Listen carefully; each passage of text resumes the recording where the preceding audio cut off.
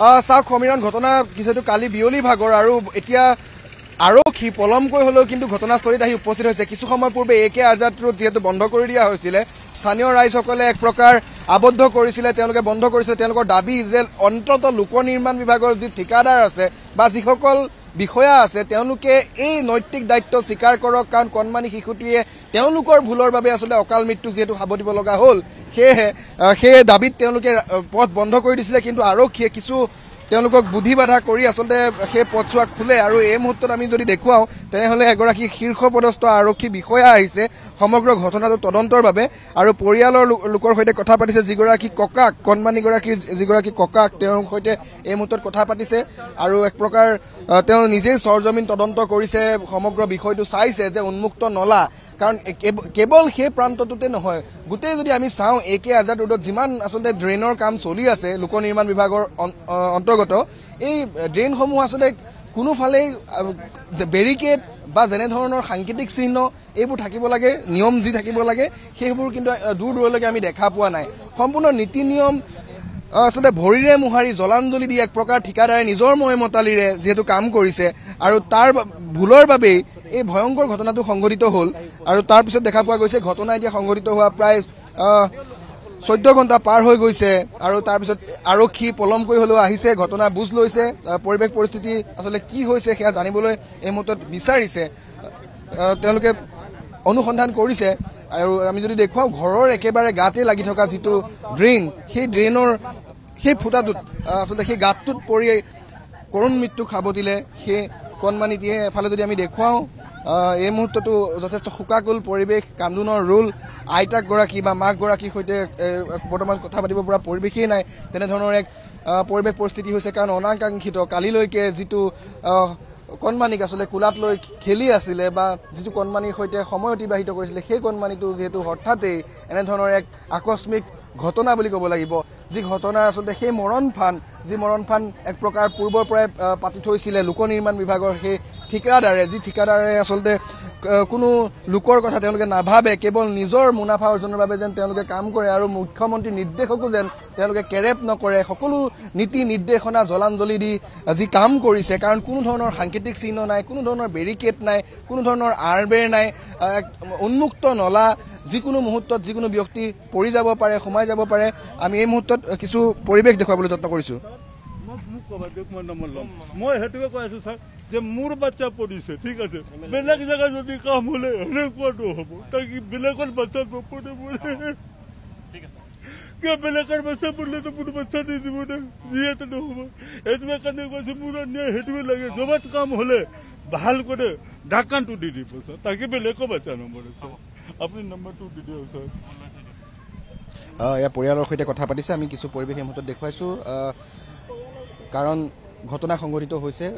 যদিও গাঁৱতেই লাগি আছিলে আৰক্ষী থানা, কিন্তু পৰিয়ালৰ অভিযোগ আছিলে যে আৰক্ষীৰ লোক অহা নাছিলে। কিছু সময় পূৰ্বে তেওঁলোকে পথ অৱৰোধ কৰিছিলে আৰু পথ অৱৰোধ কৰাৰ পাছতহে আৰক্ষী আচলতে ইয়াত আমি দেখিবলৈ পাইছো তেওঁলোক আহিছে আৰু সমগ্ৰ ঘটনাৰ বুজ লৈছে। এই মুহূৰ্তত পৰিয়ালৰ সৈতে কথা পাতিছে আৰু আশ্বাস প্ৰদান কৰিছে যাতে তেওঁলোকক ন্যায় প্ৰদান কৰিব। আমি যদি সম্ভৱ হয় আৰক্ষী সেই শীৰ্ষ বিষয়াসকলৰ লগতো কথা পাতিবলৈ যত্ন কৰিম, জানিবলৈ যত্ন কৰিম তেওঁলোকে কেনে প্ৰকাৰে আচলতে সমগ্ৰ ঘটনাটো চাইছে, তেওঁলোকে নিজাববীয়াকৈ গোচৰ লৈছে নে পৰিয়ালৰ লোকে আচলতে গোচৰ দিছে। কাৰণ ইতিমধ্যে কণমানিটিৰ যি মৰণোত্তৰ পৰীক্ষা, সেই মৰণোত্তৰ পৰীক্ষাৰ বাবে নশ্বৰদেহ মাৰোৱাৰী মেটাৰনিটি হস্পিটেলৰ পৰা আচলতে GMCHৰ মৰগলৈ প্ৰেৰণ কৰা হৈছে। তাতে মৰণোত্তৰ পৰীক্ষা যিহেতু কৰা হ'ব আৰু তাৰ পূৰ্বে যিখিনি যাৱতীয় কাম কাজ আছে, যিখিনি ফৰ্মেলিটিজ আছে, সেইখিনি এই মুহূৰ্তত কৰি থকা পৰিলক্ষিত হৈছে। আৰু দেখুৱাইছো এনেকৈ আৰক্ষীৰ লোকসকল আহি সমগ্ৰ ঘটনা বুজ লৈছে। এই মুহূৰ্তত পৰিয়ালৰ বিভিন্নগৰাকীৰ সৈতে কথা পাতিছে, তেওঁলোকৰ আত্মীয়ৰ সৈতে কথা পাতিছে, তেওঁলোকক জানিবলৈ চেষ্টা কৰিছে, বুজিবলৈ চেষ্টা কৰিছে আচলতে সমগ্ৰ ঘটনাটো হৈছিল কেনেকৈ, সংঘটিত হ'বলৈ পালে কেনেকৈ, এই সকলোবিলাক পৰিৱেশ পৰিস্থিতি এই মুহূৰ্তত বুজ লৈছে। আমি কিছু পোনপটীয়াকৈ তেওঁলোকৰ কাষলৈ যাবলৈ যত্ন কৰিছো।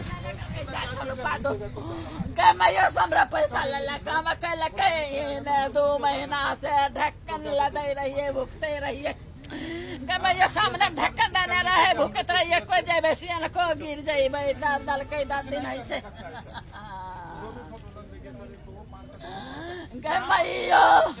गमैयो यहाँ के लिए नहीं छोड़े ले, यहाँ छोड़ दल के गए गमैयो, यहाँ छोड़ दल को ढक्कन गए के लिए सामना सामने बेसियन को गिर जाए भाई गए। এয়া হৈছে পৰিয়ালৰ লোকৰ সৈতে মত বিনিময় কৰিছে আৰক্ষী লোকে কিছু তেওঁলোকে অনুসন্ধান নিজাববীয়াকৈ আৰম্ভ কৰিছে সমগ্ৰ ঘটনাটো আচলতে তেওঁলোকে তদন্তৰ প্ৰক্ৰিয়া আওতালৈ আনিবলৈ বিচাৰিছে কাৰণ এক কোনেও আচলতে বিশ্বাস নকৰা কল্পনা কৰিব নোৱাৰা ধৰণৰ এক ঘটনা আচলতে সংঘটিত হৈছে আৰু ঘৰৰ ঠিক সন্মুখতে আমি যদি দেখুৱাওঁ খুব 10 খোজো নহয় ঘৰটোৰ পৰা আচলতে যিটো স্থানত সেই ঘটনাটো সংঘটিত হৈছে ওলাই আচলতে ঘৰৰ দৰজাৰ পৰা ওলাই তেওঁ এই নলাটোতে পৰি যায় যি নলাটোৰ আচলতে আমি যদি দেখুৱাওঁ যে কিমান দ তেনেহ'লে আপোনালোকে যদি চাই প্ৰায় 5 ফুট দ পানী আৰু সেই পানীত যেতিয়া কণমানি সেই 3 বছৰীয়া বা 3.5 বছৰীয়া কণমানিটো পৰি যায় তেনেহ'লে সেই কণমানিটো নিশ্চয়কৈ কেনেকৈ আচলতে তেওঁ অকাল মৃত্যু খাব দিব লগা হ'ল সেয়া সকলোৱে অনুমান কৰিব পাৰিছে আৰু আটাইতকৈ উল্লেখনীয় বিষয়টো হৈছে যে এই মুহূৰ্তলৈকে কিন্তু এই নলাটো এনেকৈ উন্মুক্ত হৈয়ে আছে ঘটনা এটা হৈ গ'ল কিছু সময় পিছতে হয়তো 24 ঘণ্টা হ'ব কিন্তু আমি যদি চাওঁ যে সেই নলাটো কিন্তু এতিয়ালৈকে আৰ বেৰ দিয়া বা ঢাকনি দিয়া যেনেকুৱা যি ব্যৱস্থা সেয়া কিন্তু কৰিবলৈ বৰ্তমানলৈকে আহৰি পোৱা নাই সেই বিয়াগম লোক নিৰ্মাণ বিভাগে বা যিগৰাকী ঠিকাদাৰে এই কাম কৰি আছে সেই ঠিকাদাৰগৰাকীয়ে কোনো লোককে আচলতে আমি দেখা নাই পুৱাৰ ভাগৰ পৰাই ইয়াতে উপস্থিত আছোঁ পৰিৱেশ দেখুৱাবলৈ যত্ন কৰি আছোঁ প্ৰতি মুহূৰ্তৰ খবৰ দিবলৈ যত্ন কৰিছোঁ কিন্তু এই নলাৰ কাম যোনে কৰি আছে এই মুহূৰ্তত সেই নলাৰ ঠিকাদাৰেই হওক বা কৰ্মচাৰী হওক আমি কোনো এগৰাকী লোককে আচলতে ইয়াত দেখিবলৈ পোৱা নাই ঘটনা সংঘটিত হোৱাৰ পাছতে আচলতে এক প্ৰকাৰ ইয়াৰ পৰা পলাই পত্ৰং দিছে যিসকল কৰ্মচাৰীয়ে ইয়াত কাম কৰি আছিলে তাৰ সমান্তৰালকৈ ঠিকাদাৰো আচলতে ইয়াৰ পৰা অন্তৰ্ধান হৈছে তেনেধৰণৰ অভিযোগ স্থানীয় লোকসকলে দিছে আমি যিহেতু যথেষ্ট সংখ্যক লোক ইয়াত ভিৰ হৈছে তেওঁলোকে সমগ্ৰ ঘটনাটো এক প্ৰকাৰ উচিত তদন্ত হোৱাটো বিচাৰে আৰু বিশেষকৈ যি ঠিকাদাৰ যোনে সমগ্ৰ ঘটনাটোৰ বাবে জগৰীয়া বুলি তেওঁলোকে কৈছে কাৰণ সকলো নীতি নিয়ম জলাঞ্জলি দিয়ে কাম তেওঁলোকে কৰিছে কোনো ধৰণৰ আৰবেৰ নোহোৱাকৈ গতিকে আমি কিছু কথা পাতিবলৈ যত্ন কৰিম কিছু জানিবলৈ যত্ন কৰিম আপুনি ইয়াৰে হয় ওচৰ চুবুৰীয়া অকণমান মই জানিম দুই এগৰাকীৰ পৰা কিছু কথা পাতিম আপুনিও ওচৰ চুবুৰীয়াই হয়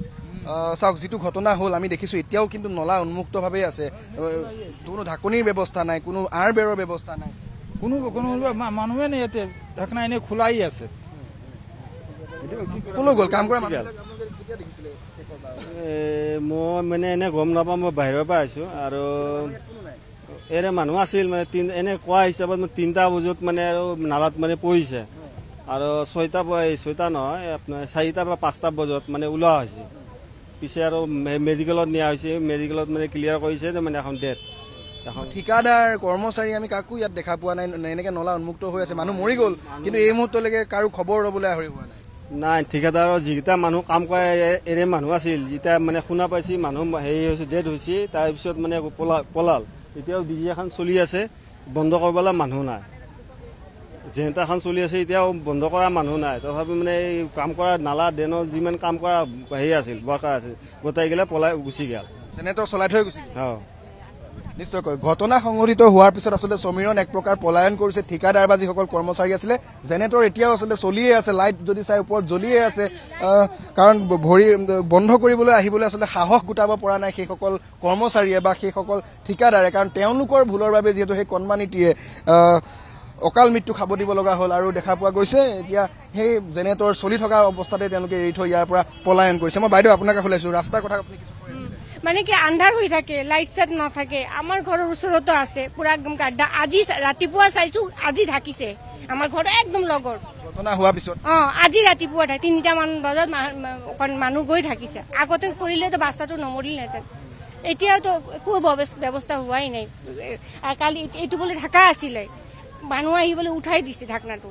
না নুঠালেতো বাচ্চাটো নপৰিলেহেঁতেন এইটোৱে কৈছোঁ আৰু ৰাস্তাৰ ইমান বেয়া অৱস্থা